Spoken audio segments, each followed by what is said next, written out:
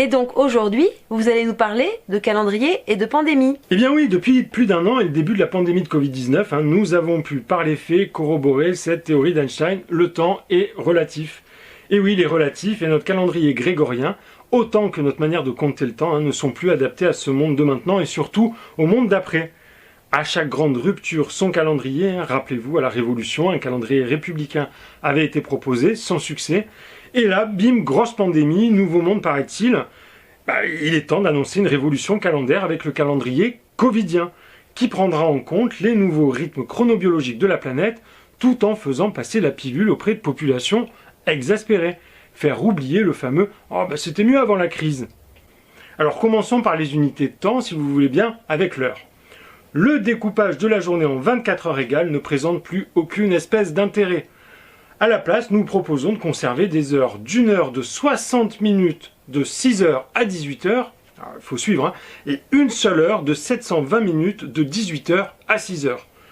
Au-delà de porter malchance, cette journée de 13 heures serait parfaite, elle mettrait en cohérence le temps qui s'écoule et notre perception de celui-ci. De 6h à 18h, heure ancienne, une impression que le temps défile à toute vitesse. Et à compter du couvre-feu, une impression de s'emmerder comme des rats morts, enfermés chez soi. Le temps s'écoulant lentement, très lentement, au rythme du balancier de la pendule de mamie. Et donc, après les heures viennent, eh bien oui, les jours de la semaine. On pourrait les fusionner dans l'absolu pour là aussi mettre en adéquation dénomination et perception. Avec l'ensemble des restrictions mises en place, nos vies ressemblent encore plus qu'auparavant au scénario du film Un jour sans fin.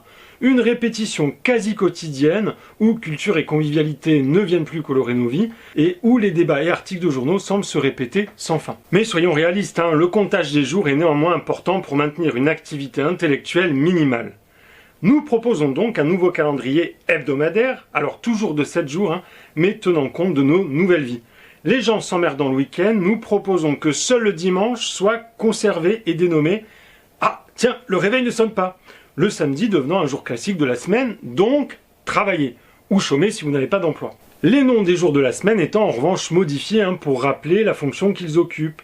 Lundi devenant A1, mardi A2, jusqu'à samedi A6. Alors non pas en hommage à un nom d'autoroute ou de voiture allemande, bien que nous n'en soyons pas loin avec ce dernier exemple, mais pour Arbeit 1, Arbeit 2, jusqu'à Arbeit 6. Au passage, nous apprendrions une langue étrangère, ce qui d'une certaine manière réintroduit un peu de culture, il n'y a pas de petit plaisir. Alors l'esprit de réforme en marche est lancé à pleine vitesse, ne nous arrêtons pas en si bon chemin, et après les heures, les jours, les semaines, ce sont, eh bien oui, les mois que nous proposons de changer. Et le constat est sans pitié, le découpage en 12 séquences de 30 jours, à peu près identiques, sauf cette espèce de bâtard de mois de février, ne semble plus pertinent. Soyons ambitieux et allons sur des mois d'une durée de 1 à 365 jours, glissants et superposables, aussi incompréhensibles qu'une communication gouvernementale en temps de pandémie. Le mois des gestes barrières durerait toute l'année et serait baptisé le mois de McFly et Carlito, tout comme un autre mois qui durerait lui aussi 365 jours, mois de commémoration appelé Sigis des libertés publiques. Alors la culture n'est pas oubliée, elle aura son mois également, dénommé Roselyne Bachelot, qui durera à peine le temps d'un été et sera limité par tirage au sort pour 5000 citoyens, bien évidemment assis. Donc enfin, le calendrier annuel, en plus d'être glissant et superposable, serait adapté au territoire. Nice, Dunkerque, à chaque ville, son calendrier. Bien entendu, calendrier laïque oblige, les saints seraient remplacés par des noms à connotation moins religieuse, et pour rapporter 3 francs 6 sous, le naming serait promu. Saint Pfizer, Saint AstraZeneca, Saint Netflix, etc., etc. Une réforme là aussi pour se mettre en adéquation avec les valeurs du monde d'après. Plus que des martyrs de la crise, c'est de modèles de winners de crise dont nous avons besoin désormais. Pour ce qui est de l'hiver, printemps, été, automne, on mettrait Vivaldi à la poubelle, ne resterait que 2 mauvaises saisons comme un navet de série télé, confiné ou déconfiné. 2020, année de référence du reboot calendaire, nous serions cette année 2021 en l'an 1 après Covid-19, ou pour faire plus court, en l'an 1 après C19.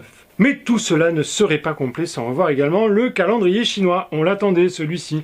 Et donc au diable, serpent, chèvre et dragon. Désormais, l'animal totem d'une année serait lié au réservoir présumé du millésime de la pandémie. 2020, année 0 du nouveau calendrier, hein, vous suivez toujours. Donc l'année 2020, année du pangolin. Pour 2021, le vison tient bien évidemment la corde, le petit coquin. Et pour 2022, alors les nominés sont le poulet pour une nouvelle forme de grippe aviaire transmissible à l'homme et peut-être, espérons-le, hein, la chauve-souris pour un cocktail Ebola Covid-19 variant anglais plus. Franchement, on attend 2022, l'an 2, avec impatience. Au final, ce calendrier perpétuel permettra de se rappeler, alors au moins jusqu'à la fin du monde, hein, ce qu'Einstein indiquait avec humour, c'est-à-dire qu'au-delà de la relativité du temps, deux choses sont infinies, l'univers et la bêtise humaine. Mais qu'en ce qui concernait l'univers, il n'en avait pas encore acquis la certitude absolue.